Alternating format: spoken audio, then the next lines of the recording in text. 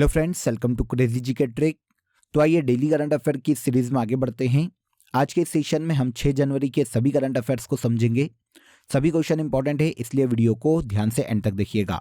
अगर आप चैनल पर नए हैं तो चैनल को सब्सक्राइब कर लीजिए, और अगर आपको डेली करंट अफेयर की PDF चाहिए फ्री ऑफ कॉस्ट तो आप क्रेजी जी के ट्रिक के टेलीग्राम चैनल से या फिर क्रेजी जी के ट्रिक के एप्लीकेशन पर जाकर फ्री ऑफ कॉस्ट इसकी PDF को कलेक्ट कर सकते हैं। आज के करंट अफेयर का सबसे पहला क्वेश्चन देखिए। नवोदित युवा प्रतिभा की पहचान एवं पोषण के लिए किस यूनिवर्सिटी को राष्ट्रीय खेल प्रोत्साहन पुरस्कार 2023 दिया गया? तो भारत में नवोदित युवा प्रतिभा की पहचान एवं पोषण के क्षेत्र में पोषण की कैटेगरी में बेंगलुरु की जैन यूनिवर्सिटी को राष्ट्रीय खेल प्रोत्साहन पुरस्कार हाल ही में प्रदान किया गया। पुरस्कार किसके द्वारा दिया जाता है ये जान लेते हैं।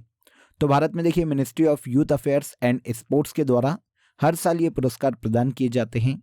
नवोदित युवा प्रतिभा की पहचान और पोषण कैटेगरी में ये पुरस्कार दिया जाएगा जैन यूनिवर्सिटी बेंगलुरु को, और दूसरा है कॉर्पोरेट सामाजिक उत्तरदायित्व के माध्यम से खेलों को प्रोत्साहन श्रेणी में ये पुरस्कार ओडिशा माइनिंग कॉर्पोरेशन लिमिटेड को दिया जाएगा।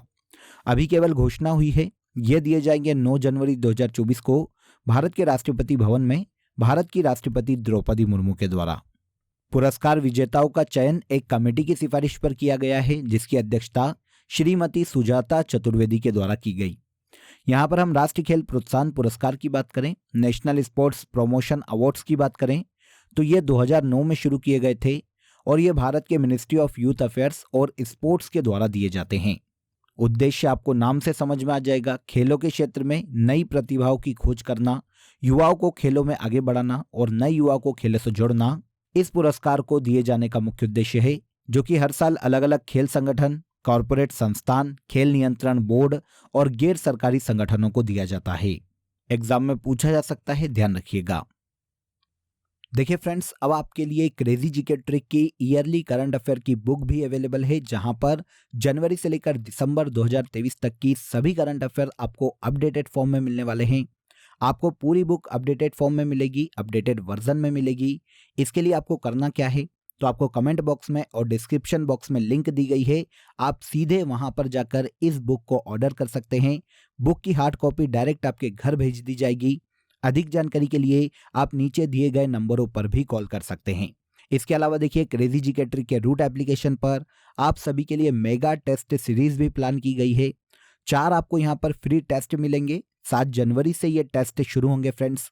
4 टेस्ट है और हर टेस्ट में आपको 100 क्वेश्चन देखने को मिलने वाले हैं। शार्प 4 PM आपका 1 शॉट टेस्ट शुरू होगा, और चारों टेस्ट को मिलाकर सभी स्टूडेंट को रैंक दी जाएगी। जो टॉप 100 रैंकर होंगे फ्रेंड्स, उन्हें क्रेजी जी के ट्रिक की तरफ से स्पेशल गिफ्ट दिए जाएंगे, काफ़ी एक्साइटिंग गिफ्ट दिए जाएंगे। इस मेगा टेस्ट सीरीज के रिजल्ट का अनाउंसमेंट आपको 31 जनवरी को देखने को मिल जाएगा। तो बिना देर किए आप रूट एप्लीकेशन को प्ले स्टोर से डाउनलोड कीजिए। वहां पर आप मेगा टेस्ट सीरीज को इजीली ज्वाइन कर सकते हैं। चारों टेस्ट आपके लिए फ्री है। अगर आपको कोई भी डाउट है ईयरली करंट अफेयर बुक को लेकर या फिर मेगा टेस्ट सीरीज को लेकर, तो नीचे दिए गए नंबरों पर आप कॉल कर लीजिए। वहां पर आपके जितने भी डाउट है वो सभी सॉल्व हो जाएंगे। आई होप अपडेट अच्छा लगा होगा। नेक्स्ट क्वेश्चन पर आइए। नेक्स्ट क्वेश्चन देखिए, पुलिस महानिदेशकों और महानिरीक्षकों के अखिल भारतीय सम्मेलन 2023 का आयोजन किस शहर में किया जाएगा? तो भारत के सभी DGP और IGP का अखिल भारतीय सम्मेलन 2023 में राजस्थान के जयपुर में आयोजित किया जाएगा। राजस्थान के जयपुर में राजस्थान अंतर्राष्ट्रीय केंद्र पर 5 से लेकर 7 जनवरी 2024 को पुलिस महानिदेशक और महानिरीक्षकों का अखिल भारतीय सम्मेलन आयोजित किया जाने वाला है। इसमें भारत के PM के अलावा केंद्रीय गृह मंत्री अमित शाह, राष्ट्रीय सुरक्षा सलाहकार, ऐसे वरिष्ठ अधिकारी भाग लेने वाले हैं। इस सम्मेलन में साइबर क्राइम और IT सेक्टर, आतंकवाद विरोधी जो चुनौतियां हैं, इसके अलावा हाल ही में एक मुद्दा सुर्खियों में है डीप फेक का, इन सभी मुद्दों पर चर्चा की जाएगी और भविष्य में इनसे क्या क्या जोखिम हमें देखने को मिल सकते हैं, क्या इनके समाधान हो सकते हैं, इन सभी अलग अलग विषयों पर विस्तृत चर्चा की जाने वाली है। तो पुलिस महानिदेशक और महानिरीक्षकों का अखिल भारतीय सम्मेलन 2023 का 2024 जनवरी में राजस्थान के जयपुर में आयोजित किया जाएगा। ओके, आगे आइए। हाल ही में किस राज्य के आदि केकिर अदरक को GI टैग प्रदान किया गया? ये अदरक है फ्रेंड्स, जिसे आदि केकिर के नाम से अरुणाचल प्रदेश राज्य में पुकारा जाता है। अरुणाचल प्रदेश के स्थानीय पहाड़ी इलाकों में ये अदरक काफ़ी मात्रा में उगाई जाती है, जिसे आदि केकिर कहा जाता है। स्वाद के लिए फेमस है ये वहाँ पर, इसीलिए हाल ही में अरुणाचल प्रदेश को आदि केकिर अदरक पर जीआई टैग प्रदान किया गया। वैसे संयुक्त रूप से 3 प्रोडक्ट पर अरुणाचल प्रदेश को जीआई टैग अभी दिया गया 2024 में।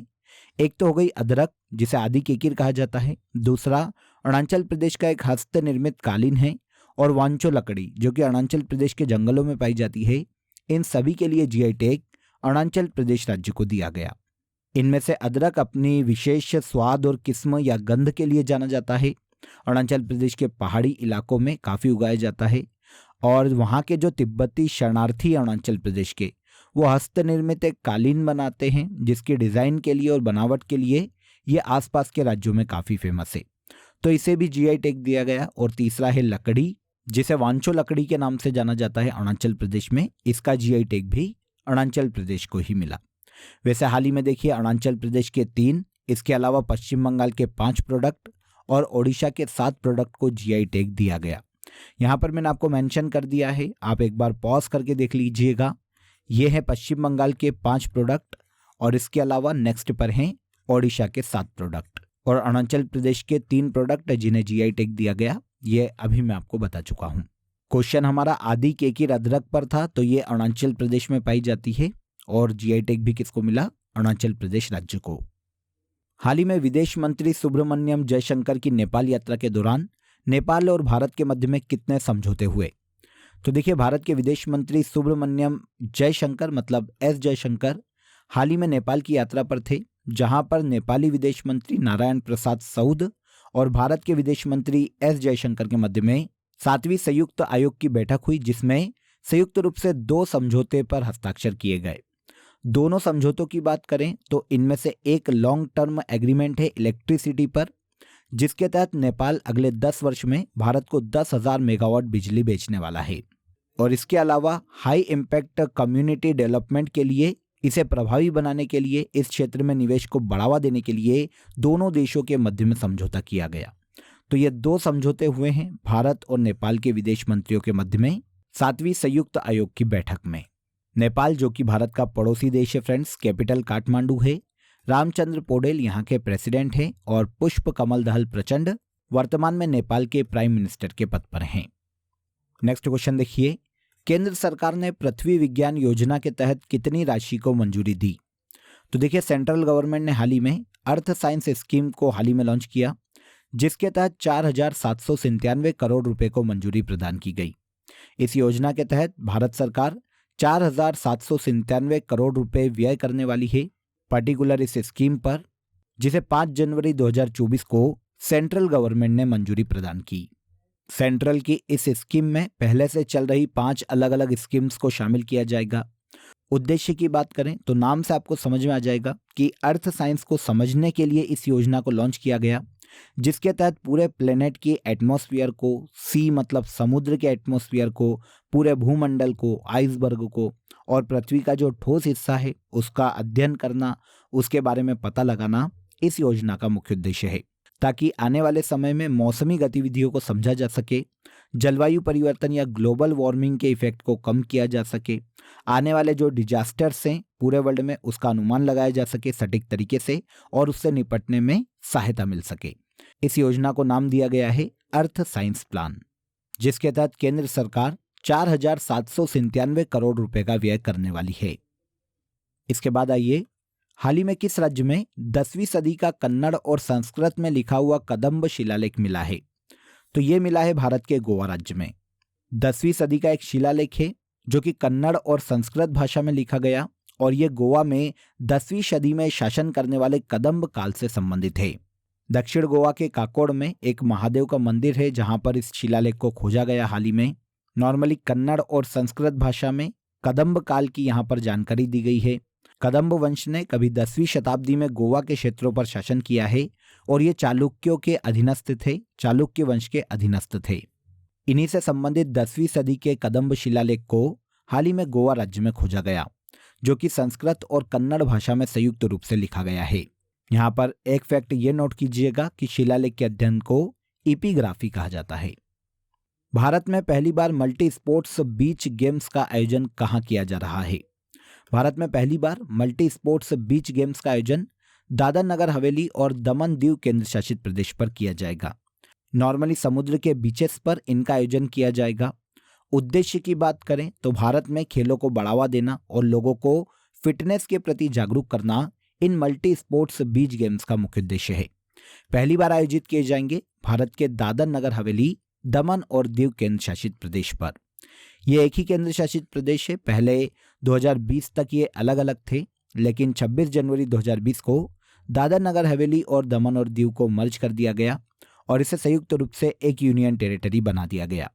कैपिटल दमन है और प्रफुल्ल खोड़ा पटेल वर्तमान में इस यूनियन टेरिटरी के प्रशासक के पद पर हैं। भारत के पहले मल्टी स्पोर्ट्स बीच गेम्स का आयोजन भी दादर नगर हवेली, दमन और दीव पर किया जाएगा। अगला क्वेश्चन, रश्मि शुक्ला किस राज्य की पहली महिला पुलिस महानिदेशक नियुक्त की गई? तो रश्मि शुक्ला को हाल ही में देखिए महाराष्ट्र राज्य का नया डीजीपी नियुक्त किया गया। आंसर भी करेक्ट हो जाएगा। यह भारत की एक आईपीएस अधिकारी है रश्मि शुक्ला, जो महाराष्ट्र की नई डीजीपी के रूप में नियुक्त की गई।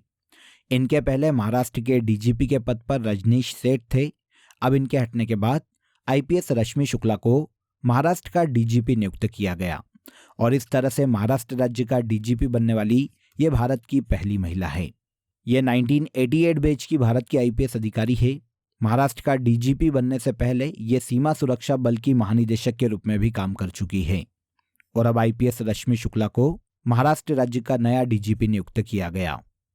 आगे, निम्नलिखित में से किसे कुवेम्पु राष्ट्रीय पुरस्कार 2023 से सम्मानित किया गया? कुवेम्पु राष्ट्रीय पुरस्कार साहित्य के क्षेत्र में दिया जाने वाला पुरस्कार है। 2023 के लिए यह पुरस्कार शीर्षेंदु मुखोपाध्याय को दिया गया।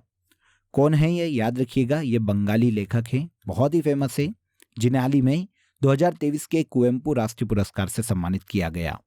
साहित्य के क्षेत्र का यह पुरस्कार पाने वाले ये 11वें व्यक्ति हैं और पहले बंगाली लेखक हैं। शीर्षेंदु ने अपने जीवन में 90 से अधिक किताबें लिखी है। बंगाली के काफी फेमस लेखक हैं, जिन्हें बंगाली साहित्य में इनके योगदान के कारण कुवेम्पु राष्ट्रीय पुरस्कार 2023 से हाल ही में सम्मानित किया गया। अब पुरस्कार, जैसा कि अभी मैंने आपको बात की, साहित्य के क्षेत्र में दिया जाता है। भारतीय संविधान द्वारा मान्यता प्राप्त किसी भी लैंग्वेज में हर साल किसी न किसी साहित्य को यह पुरस्कार दिया जाता है। कन्नड़ कवि कुवेम्पु की स्मृति में राष्ट्रीय कुवेम्पु ट्रस्ट के द्वारा हर साल ये प्रदान किया जाता है। शुरुआत 2013 में की गई थी और इसकी पुरस्कार राशि 5 लाख रुपए है। कवि कुवेम्पु की बात करें, कन्नड़ कवि हैं। कर्नाटक के राज्य गान को लिखने के लिए काफ़ी फेमस है। इन्होंने कर्नाटक का राज्य गान लिखा है। कन्नड़ में भी काफ़ी सारी रचनाएं इनकी बहुत फेमस रही। साहित्य के क्षेत्र में इनके योगदान के कारण ही 1967 में इन्हें ज्ञानपीठ पुरस्कार दिया जा चुका है और 1995 में इन्हें साहित्य अकादमी पुरस्कार दिया जा चुका है। भारत सरकार ने इन्हें 1988 में पद्म विभूषण पुरस्कार से सम्मानित किया था। ओके, इसके बाद आज के करंट अफेयर का सबसे लास्ट क्वेश्चन देखिए। दुर्घटना हॉटस्पॉट को मैप करने वाला देश का पहला राज्य कौन सा है? यह है भारत का पंजाब राज्य। आंसर डी हो जाएगा। पंजाब ने देखिए नेविगेशन सिस्टम मैपल्स ऐप पर ब्लैक स्पॉट के रूप में सभी राज्य की जो 784 दुर्घटना संभावित क्षेत्र हैं, जितने भी ऐसे एरियाज है राज्य में जहां पर सबसे ज़्यादा दुर्घटनाएं नोट की जाती है, ऐसे 784 स्पॉट्स को चिन्हित किया और इन्हें पर्टिकुलर एक मैप पर इंगित किया गया। तो इस तरह से दुर्घटना हॉटस्पॉट को मैप करने वाला देश का पहला राज्य पंजाब बन गया, जो कि पंजाब में वाहन दुर्घटना को रोकने के लिए, इन्हें कम करने के लिए हाल ही में लागू किया गया। पंजाब में जितने भी लोग मैपल्स ऐप का यूज़ करेंगे फ्रेंड्स, अगर वो गाड़ी चलाएंगे, वाहन चलाएंगे, तो उन्हें पंजाबी में वॉइस अलर्ट भी मिलेगा कि आगे उनके कौन सा ब्लैक स्पॉट है जहां पर उन्हें सचेत रहने की ज़रूरत है। तो इस तरह से पूरे हॉट स्पॉट को मैप करने वाला, दुर्घटना संभावित क्षेत्रों को मैप करने वाला भारत का पहला राज्य पंजाब राज्य बन गया। इंपॉर्टेंट क्वेश्चन था, नोट कर लीजिएगा। क्लियर? तो आज के इस सेशन में हमने 6 जनवरी के सभी करंट अफेयर्स को डिटेल में समझ लिया। अब आ जाइए फैक्ट शीट को आगे बढ़ाते हैं। मई मंथ के करंट अफेयर को हम वन लाइनर में डिस्कस कर रहे थे, यहीं से आगे चलते हैं। 19 मई 2023 को चक्रवात से प्रभावित म्यांमार में भारत ने ऑपरेशन करुणा चलाया था। 19 मई 2023 को चीनी जहाज को बचाने के लिए भारतीय नौसेना ने P-8I विमान को तैनात किया। 20 मई 2023 को चिली में 5000 साल पुराना ग्रेट ग्रैंडफादर पेड़ दुनिया का सबसे पुराना पेड़ घोषित किया गया। 20 मई 2023 को तेलंगाना राज्य ने महिलाओं के लिए कार्यस्थल को सुरक्षित बनाने के लिए साहस पहल की शुरुआत की। 21 मई 2023 को अरब लीग का 32वां शिखर सम्मेलन जेद्दा में आयोजित किया गया। इसके बाद 37वें राष्ट्रीय खेलों में गतका को पारंपरिक रूप से शामिल किया गया। 21 मई 2023 को दक्षिण एशिया युवा टेबल टेनिस चैंपियनशिप 2023 में भारत ने 16 गोल्ड मेडल जीते हैं। 22 मई को हर साल अंतर्राष्ट्रीय जैव विविधता दिवस के रूप में मनाया जाता है। 22 मई 2023 को चीन ने रिकॉर्ड 13वां सुदीरमन कप खिताब अपने नाम किया। और लास्ट 22 मई 2023 को इटली के माउंट एटना ज्वालामुखी में एक बार फिर से विस्फोट देखने को मिला। सभी वन लाइनर इंपॉर्टेंट है मई मंथ से। अब आ जाइए लास्ट डे के करंट अफेयर जो कि हमने डिटेल में समझे थे, यहाँ पर उन्हें एक बार रिवाइज कर लेते हैं। पहला देखिए, इसरो के उपग्रह GSAT-20 को फाल्कन 9 के द्वारा लॉन्च किया जाएगा। आत्मनिर्भर भारत उत्सव 2024 का आयोजन नई दिल्ली में किया जा रहा है। रानी दुर्गावती श्री अन्न प्रोत्साहन योजना को मध्य प्रदेश सरकार के द्वारा लॉन्च किया गया। प्रोडक्शन लिंक्ड इंसेंटिव की मंजूरी हासिल करने वाली पहली भारतीय इलेक्ट्रिक 2 व्हीलर कंपनी ओला इलेक्ट्रिक बन गई। हाल ही में 4 देश का नया PM सक्सेस मसरा को नियुक्त किया गया। ई गवर्नेंस को बढ़ावा देने के लिए केरल सरकार के द्वारा के स्मार्ट मिशन को लॉन्च किया गया। Kerala solution for managing administrative reformation and transformation के स्मार्ट का पूर्ण रूप है। आगे आइए, चर्चा में रहे हूती गुट लाल सागर से संबंधित है। चर्चित चिन्नार वन्यजीव अभ्यारण्य केरल राज्य में स्थित है। नौसेना के नए उप प्रमुख दिनेश के त्रिपाठी को नियुक्त किया गया। और लास्ट है, इंडिया रेटिंग्स एंड रिसर्च द्वारा फाइनेंशियल ईयर 2024 के लिए भारत की GDP वृद्धि का अनुमान 6.7% तक लगाया गया है। इन सभी करंट अफेयर को लास्ट डे के सेशन में हमने डिटेल में समझा था। अब आज के लिए आप सभी के लिए क्वेश्चन ऑफ द डे देख लीजिए। छोटा नागपुर का पठार किस राज्य में स्थित है?